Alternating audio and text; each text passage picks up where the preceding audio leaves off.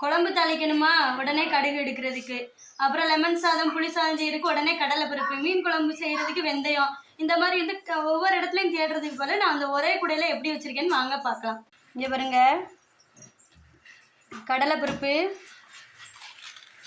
மிளகு, உளுந்து, சோம்பு, பட்டை கிராம்பு பொடி, வெந்தயம், வெந்தயப்பொடி, புளி சாதம் இந்த மாதிரி போடுறதுக்கு, தாளிக்கிறதுக்கு கடுகு, இதில் மிளகுத்தூள், இதில் பெருங்காய டப்பா, 3 பெருங்காய டப்பா இதில் வந்து இருக்கும். இது வந்து பிளாக் சால்ட்டு, இந்த ஆம்லேட் எதுனாலும் போடணும்னா டக்குன்னு எடுக்கிறதுக்கு. இது வந்து ஜீரகம்.